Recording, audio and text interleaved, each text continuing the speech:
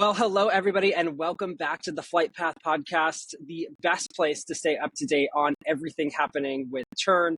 Tern is the only platform out there that is pushing updates for you, travel advisors, and the clients that you serve every single week.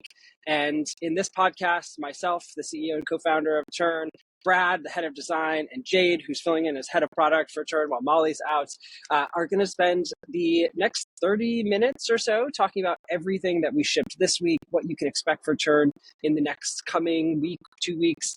We have a lot of really exciting topics to talk to you about today.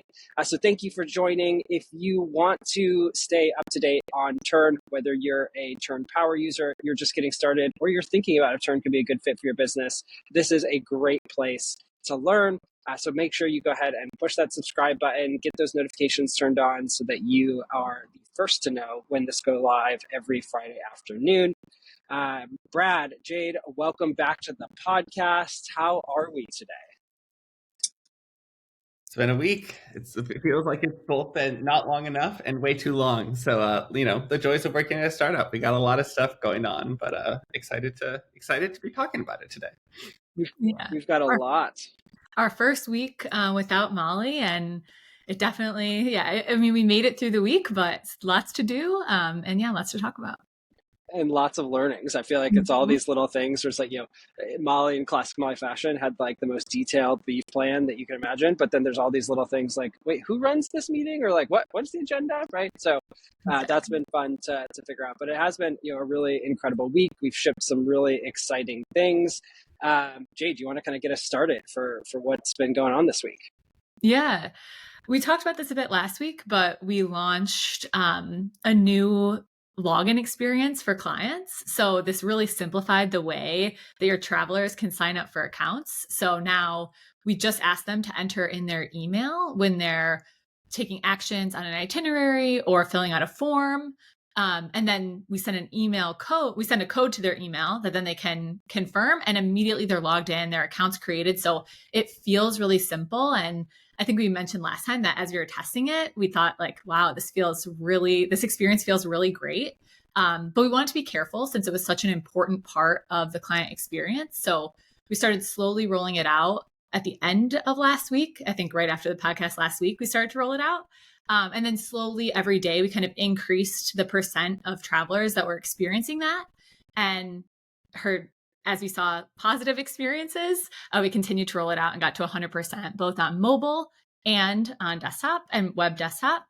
And one of the days we woke up, maybe Tuesday, and there was the best feedback you could imagine in the Facebook group talking about travelers, an advisor that was really surprised because her travelers had gone through the sign-up process and authorized payments, and she hadn't even spoken to them about the process in Tern. So a really great way, I think, that just showcased exactly what we're trying to build here, which is the most straightforward way to protect your client's data and your own data, but also get users into the system immediately. So it was a really exciting update to be a part of. We're really proud to have launched it to 100% this week. And I'll just echo, that was the coolest Facebook message. I have this probably bad habit of I wake up every morning and I roll over and I grab my phone and I open Facebook, and Facebook knows he just wants to see what's going on in the Tern Facebook group. So that's my full feed. So the first thing I read at 6 a.m. is this post about, just like Jade said, the two clients, both of whom not tech savvy, both of whom are probably well into their 80s, both of whom the travel advisor was just braced for all right, I gotta get them to set up their Tern account. It's going to be a slog, but it's going to be worth it in the end. It's going to help protect my business. And with this new update, just like Jade said, they both did it with zero hand-holding, right? Mm-hmm. And they actually reached out to the travel advisor, this is way easier than you said it was going to be. And so just so cool to hear that. And again, we get this question all the time, having clients have accounts, that's new for me. I've never had to do that before. We've just had these forms, and now it's and so people kind of been nervous about that. And we really haven't seen a ton of friction, but we knew there was friction there with the old experience. And so now to have this just magically simple experience that validates people's identities, validates that the emails that they have are actually theirs, has a lot of the best best of the security world with literally just look in your email and type in 6 digits is such a big improvement. And it's really been fun to see the impact. Brad, anything you want to add on the kind of authentication side of things? Yeah, the only thing I'd add maybe on the design side is like we got a lot of pressure early on to just like not have client accounts. And we're like, well, we're not going to do that, but like how can we make this really streamlined? And from a design approach, we looked at a lot of other modern travel tools that like where a client is working directly with a company. Of course, you have to log in order to like access your confirmation numbers or get your booking details.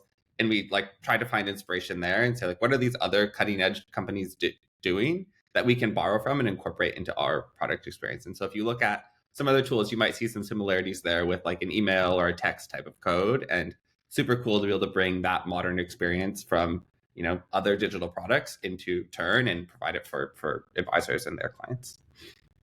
And such a good point too, right? Just in emphasizing how we think about product, right?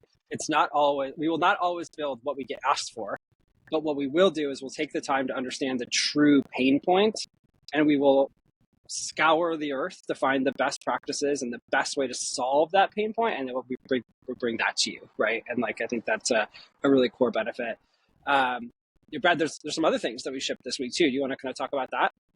Yeah, this is what I would describe mostly as a behind the scenes thing that folks maybe don't even know about because you might not have encountered it. But we had an agency owner reach out to me saying that the reporting tab was being kind of slow and buggy for her. And what that actually meant once we dug into it was like the queries that we were running to actually pull all of those numbers that show up on the reporting tab and to generate those graphs for you were, as the amount of bookings have grown within agencies, like those get slower. And so we were able to go back to the engineering team and look at like basically how the code is actually written, like how we're pulling that data and make some optimizations.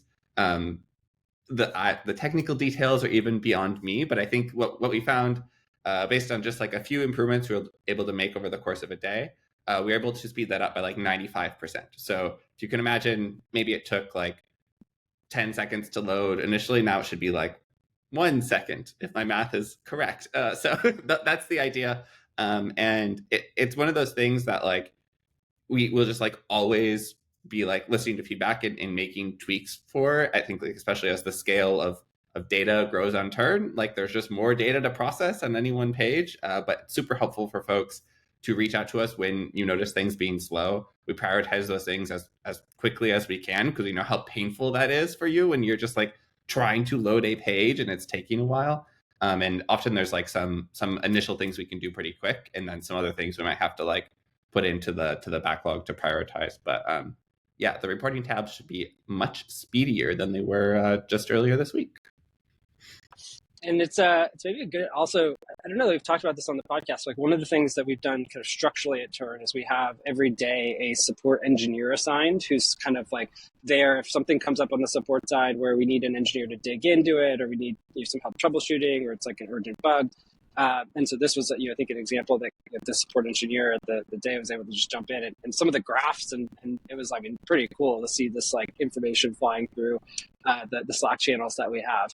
But again, it's just one of those structural decisions that we've built at Tern to help make sure that these things do move forward, and that there is, to Brad's point, if it's a massive project, it's probably not going to happen in a day, but that there's like actual engineering resources allocated every single day for these things that just come up and that are harder to predict. So, it's another kind of neat part of just how we've structured Tern to really deliver value to all of you that are listening to this. I know we've got a lot of projects to get in flight. I'll share a quick update. It's like not really something that I shipped this week, but it's been really kind of a fun week on the partnership side of things.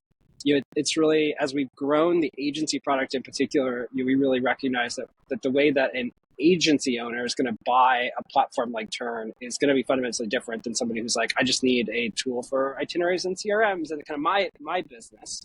And so we've kind of really stood up this like partnerships team. And as the product has evolved, as our processes evolved, we've learned really what goes into that. We recognize like we really need to get people together, spend some time really thinking about how do we want to show up as a partner and helping you as an agency owner evaluate technology. How do we want to actually support you once you migrate, right? That, again, the shift of moving an agency over to Tern is like very different than necessarily helping an individual move over because of the scale. So we had what we kind of call the sales kickoff event this week in Austin. That's why my background is a little bit different. The locals are probably looking at me like I'm crazy because I'm sitting outside and it's like 40 degrees. But coming from Michigan where it's 12 degrees, this feels like summer. And but we've just had this kind of incredible opportunity with the team to really think about how are we framing Tern, how are we supporting advisors, how are we supporting agency owners, how are we having that conversation, what's that going to show up with. So that's been really fun. And then that I think you're going to see a lot of really cool things come from it. And then the last thing that have started kind of really ramping on is there's been quite a bit of interest in the users conference that we sort of teased in December of last year. I was like kind of blown away. We put a survey in like one email, and the responses that we've gotten have been pretty overwhelming. So a lot more details coming soon. But if you're listening to this, it means you're probably a Tern Power user. We'd love for you to save the dates, September 10th to the 15th. A lot more details coming soon. We'll aim to launch probably a formal registration. We have a lot that we need to figure out in terms of contracts and room availability and like feasibility. And like there's still early part of this journey. But obviously, we need to move pretty quickly if we're trying to get something up in September. So save the dates and keep an eye out. We're hoping to launch registrations, I'll say, late February, early March, with some a lot more detail coming out over the next couple of weeks. All right, so that's kind of key updates, things that we've shipped this week. Let's talk a little bit more future-facing. And by future-facing, instead of the past 7 days, we mean the next 7 to, we'll call it 15 days, give ourselves a little flexibility. And Brad, we're going to kind of kick off with, speaking of agency owners, some updates that we're making on the agency side. Do you want to talk about adjustments and bonuses? Yeah, for sure.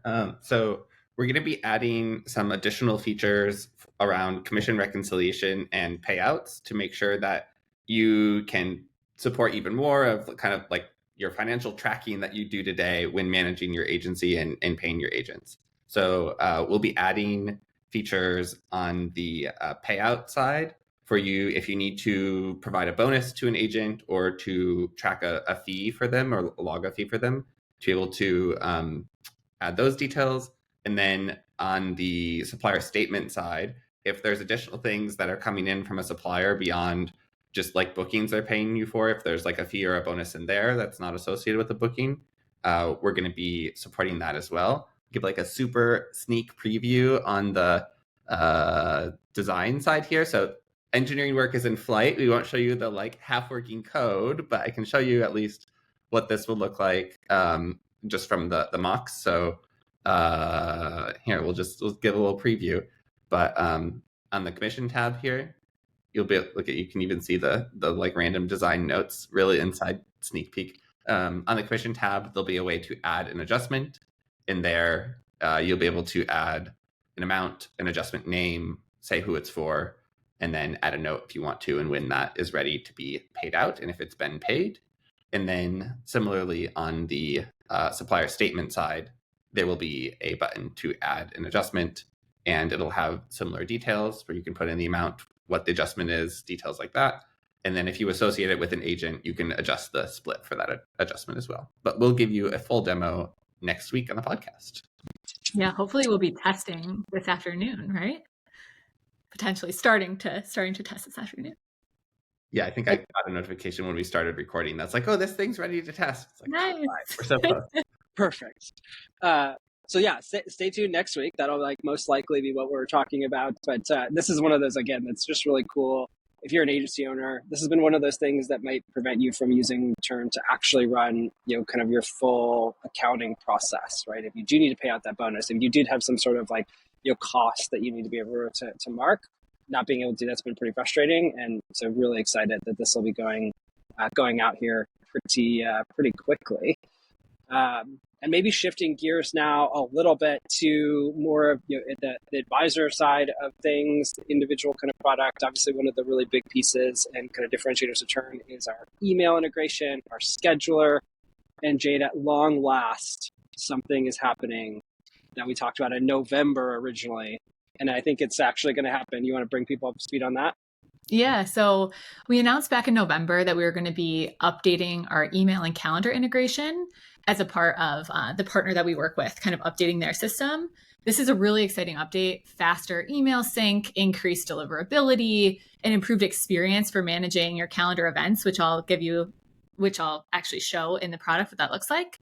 And then some Teams Meet, Teams and Google Meet integrations that are better supported through the calendar. So lots of exciting updates to come, but the transition itself, we wanted to make sure was really smooth, that you didn't see any pauses in, your email syncing, that you didn't see any changes to the calendar schedules that you already have available. So we've been really detailed in testing this integration and working with our partner to make sure that that experience is extremely seamless, which is why it's taken us a bit more time to make sure that everything is set up correctly. But we're excited. We're going to start actually migrating accounts early next week.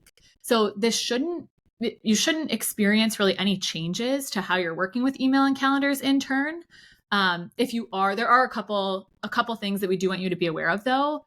The first is that if you're using Microsoft and if your calendar and email is synced through Microsoft, you will have to re-authenticate your account. Once we go through that migration, you'll see very clearly in the application where you need to re-authenticate. You might have actually already seen one of these messages today if you've ever had to re-authenticate your account. So that will be very clear. And then the second thing that you'll want to take a look at is any calendar scheduling links from Tern that you have embedded on your external website or in your email signature. You're going to want to replace those calendar scheduling links before February 28th. And we're going to send more information. You can't replace those until we actually do the migration. So stay tuned. We'll let you know as soon as those links are ready to be replaced, and we'll communicate many times before February 28th with the details there. So yeah, finally coming, and there'll be more communication coming over the next couple weeks. Anything to add? Yeah, I mean, I think it'd be cool maybe just talk a little bit too about like the testing process that's gone to this, because that's really what's delayed this. Is like, I mean, the level of detail that we have had to test, I think, is really interesting.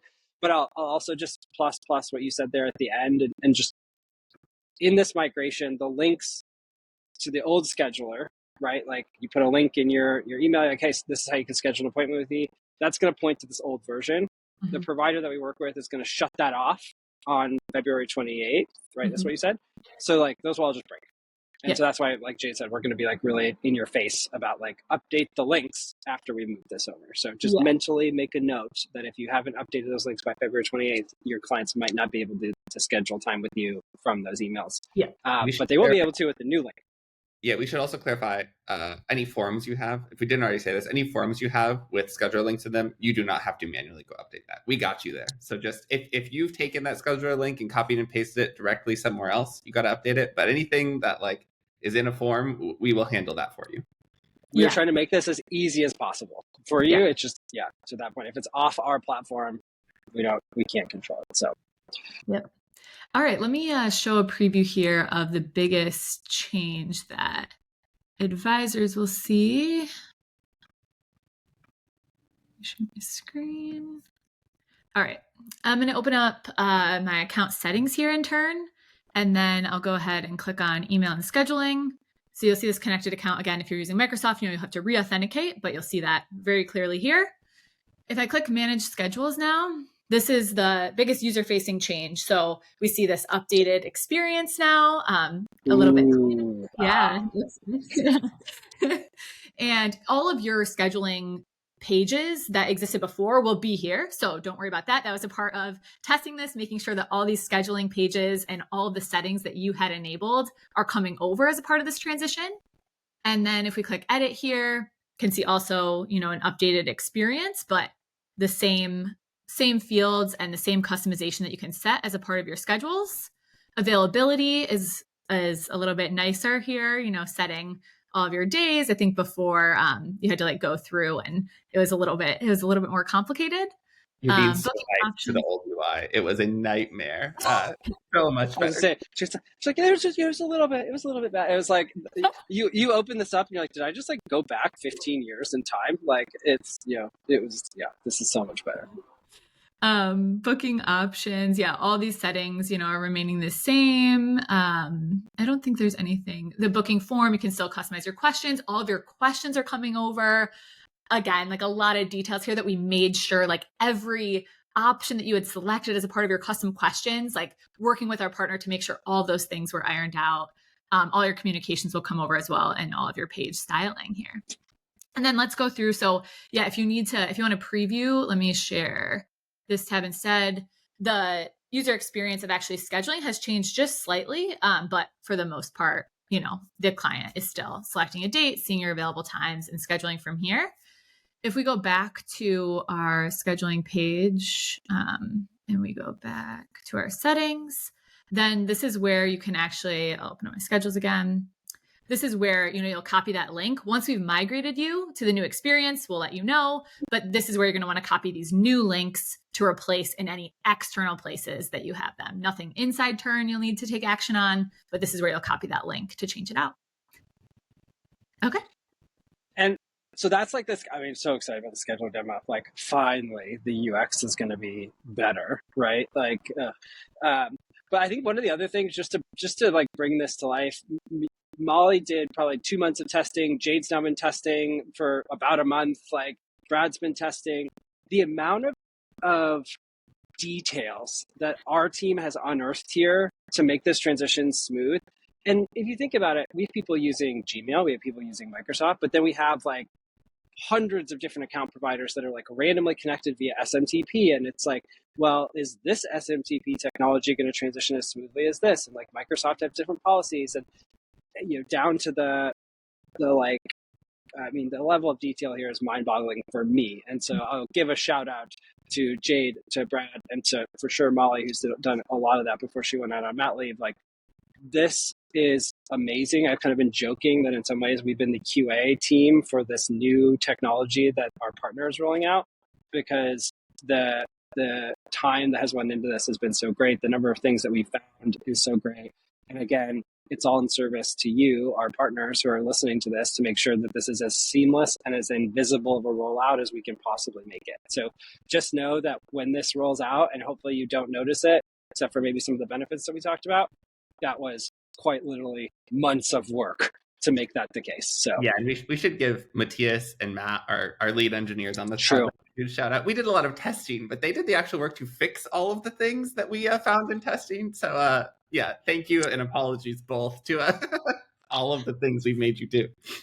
Oh my gosh. It's to fix all of them and to communicate. I mean, you're working with another team. So you're fixing all these things, but also working with another team to understand, what are the timelines and the deadlines that they're working towards. So there's so much coordination. Yeah. And huge shout out to Matthias and Matt and Molly and Brad for all the work that went into this. And yeah. This will be very exciting for everybody to have shipped. Yep. And even support. I mean, like the number of support tickets that we get around some sort of email question, right? Like, why isn't my client getting this email? Like, this is a little bit of a black box, but like anecdotally, we can say that like the current version that we're on is not being maintained by the partner. And so like it's generated more support tickets, and like we can't deliver. So like the whole team is going to be thrilled when this is out, and hopefully it addresses a lot of these like weird questions. So if you're one of those people that's had a weird question and we've been like, I don't know, just maybe wait and it'll go away to some of these email things, it's pretty rare. But like if you are one of those people, hopefully this solves that problem. So anyway, so stay tuned, rolling out starting next week, which is very exciting. And any other thoughts on that before we transition over to the next and final kind of big project that we've got in flight? That's it. All right, so this is another big one. It's kind of like, these are fun moments, right? Because we're like, wow, like, what are we going to talk about the podcast? Like, oh no, we just have like 3 massive projects that'll be shipping imminently here. So yeah, actually, we probably do have enough to talk about. One of them is a pretty cool new way to present clients with options that may or may not need a choice. So Brad, you want to talk about optional add-ons, as we have so cleverly called it? Yeah, we've really been living in the world of options for the last couple of months. We have room options. We did some work to improve option blocks, and now we've got optional add-ons. So I will be happy when I don't have to say options again for a few weeks. But generally, the context here is today in Tern, selling room options is great, allowing clients to pick from room options, pick multiple rooms. We nailed that. People are excited about that. We've had option blocks in the product for quite a while, which allow you to present multiple possible things your clients could pick from and require them to pick one. There's a little bit of a flaw there. If you're like, hey, but what if I just want to propose this thing they could do or not? Like, how do they tell me they don't want to do that? Or like, if they do want to do it, who wants to be included in that activity? So we're introducing this new concept called optional add-ons. Again, we'll give like a full demo next week. This project touches basically every single piece of the product, because when you make something optional, you have to think about how that impacts the price of the trip everywhere we show that. When you make something optional, you should have to tell clients everywhere that it is optional and what they can do to add it. So lots of details there, but maybe just as like a super quick sneak peek, generally the way we're thinking about this is similar to room options and optional add-ons, where clients on the itinerary will see that the item is optional. So in this case, it looks mostly like other optional items, but it has a tag here, optional add-on. And then if they click this add to trip button, they'll get taken to a page that shows them all of the optional add-ons they can choose from, anything you're kind of upselling them on or want to make sure they know they can opt into. They can look at the details there, get some pricing details, and add it to their trip. And then they can also adjust like who is on the trip and submit that. They can authorize right away, and it's going to be super streamlined. It'll work for regular trips and for group trips. So again, we'll do like a full demo next week, but really excited to be getting that out the door sometime soon. And I'll build on what you were saying, Brad, around the like options and like having lived in that world of options now for a long time. Like it's like feeling spicy today, but it's like it's kind of cute. Like you see these other itinerary builders and like we have no one layer of option. We're like, oh, that's cute. Like we're 4 layers deep now into this like complexity of like you have like select the hotel, then you select the room, then you want to add on this whale watching tour, and it's just like that level. Every single level there adds just like exponentially more complexity to figure out how does pricing flow, how does all this like build towards inventory management. Like it is really, really cool. The benefit though for you as somebody who's listening to this is that you cut down back and forth, right? Because if you think about these choices that you've had to give, like all these choices, they're not new, right? You've been asking people, do you want to do this excursion? Do you want to do this like extra couple days? Do you want to do this thing? What room do you want? Do you want to do this cruise or that cruise? Like you've been doing this probably since you've been a travel advisor, right? It's like a core part of the thing as collecting information on what that client actually wants to do and the decisions that they're making. But historically, every single one of those decisions has been work, a lot of it, right? It's emailing back and forth, it's calling, it's like waiting for like they missed the email, so now you have to go find it again. And like, it's just tremendous amounts of friction. You know, you compare that to the enemy, the OTAs, right? It's like you go in, you add what you want to the cart, you check out, right? What we're doing here is we're cutting down the mental overhead that your clients have to go through to make these decisions. From totally different itineraries, they can select an itinerary. Then it's like, here are 2 different hotels. Like they can select the hotel. It's like, here are the best rooms. Like, do you want this room or do you want this room? They can select the room. They can then say like, yes, add the whale watching tour, right? All of that creates this truly online checkout style experience. And by the way, best practice is like, don't give your clients a million decisions to make, but like, you know, give them a couple. You want to have that flexibility. And then like, they can just go and authorize the payment and you're on the way. Like, cannot undersell the impact and the professionalism that this brings. But I also, you know, again, props to everybody on the engineering side figuring this out, you know, on the product and R&D side, like the complexity that every single one of these choices adds is just enormous. Yeah. And just in the last month and a half of seeing like every week that client experience gets simpler while, you know, the complexity of the options is getting more and more. It's really amazing to see. So Brad, were you going to say something too? I'm going to save it for next week. You know, we got to talk about next week. We got to have something. Good. Yeah, that's true. I should have saved my little, like, you know, it's just so cool, right? Yeah. It's just so cool. And it is just, it's just fun. It's just really fun to be able to build these things and to like see the posts in the Facebook group of like actual impacts that it's having. And especially during wave season when things are just crazy. So maybe I'll transition that into just like the gratefulness for the partners for sharing this, gratefulness just across our team for like executing and really being relentlessly focused on what matters and how do we build something that's truly great. And in that spirit, moving into the week ahead, I'm gonna flip it here because Brad, you talked about optional add-ons. Jade, what's your week next week going to look like? Yeah, well, one of the things that I've heard a lot about, even in the short time that I've been here, is this idea of wanting to support automation triggers that send immediately.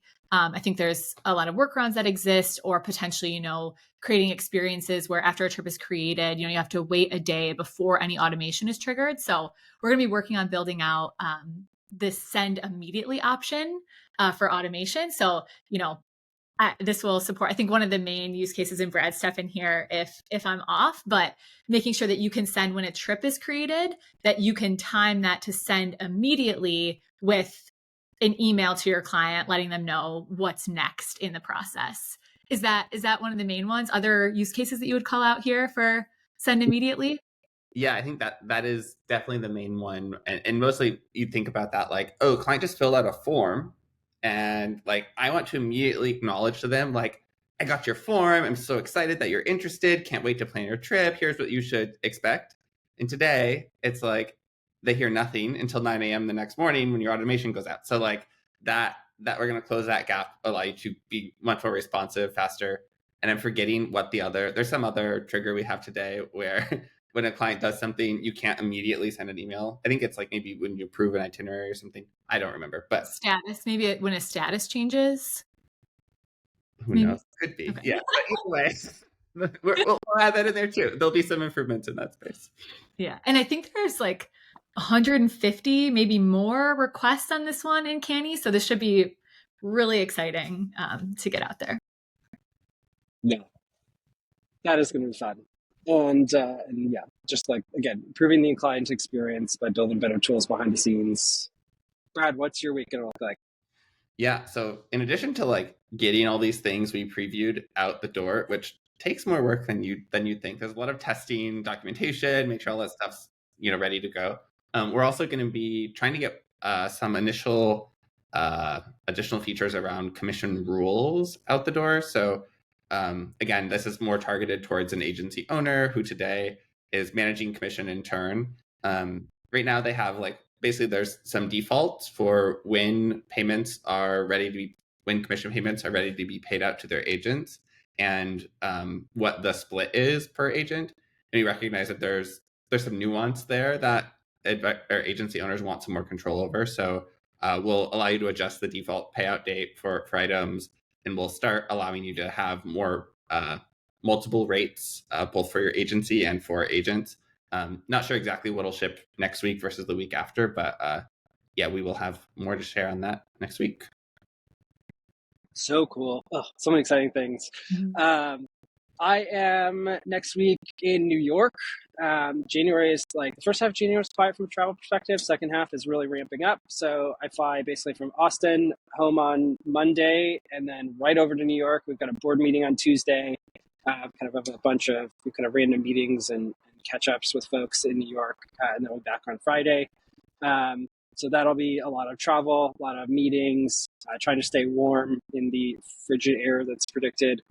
But that should be really exciting. It's always fun to have those kind of board opportunities to just zoom out and think about everything that we have accomplished over the past quarter, the past year, but also to think about kind of what's the longer term strategy and vision for the business. So that'll be really really exciting. And then just continuing to kind of move forward some of these projects, doubling down on the agency side of things, doubling down on the advisor side of things, and thinking about kind of just general resourcing. So should be a fun week. And it's gonna be good. So before I think too. So we're hopefully we're still alive for the podcast next Friday, while we try to move as fast as we normally do in only 4 days. That's true. We're off for the kind of holiday on Monday, and so I've got a long weekend planned in Austin. So again, if you've got tips for what to do, especially when it's not super hot, send those my way.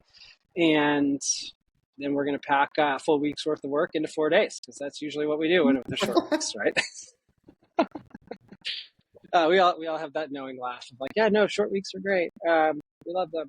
But no, it should be good to have a nice time to recharge, a little bit of a long weekend, and it feels like it comes right after the holidays. These like January, February breaks are like so interesting. Thanks for tuning in, everybody. That's Flight Path for this week. Again, if this is useful content, if you've gotten this far, hopefully it is. Click the like button, click on subscribe, share this with your colleagues as a great way, even if they're just curious about Tern. This is a really good way to understand kind of the features, understand how we think, and understand if this is a good fit for their business. So appreciate your sharing, appreciate your partnership, appreciate you listening, and we will see you next week. Thanks, everyone. Bye. Thanks.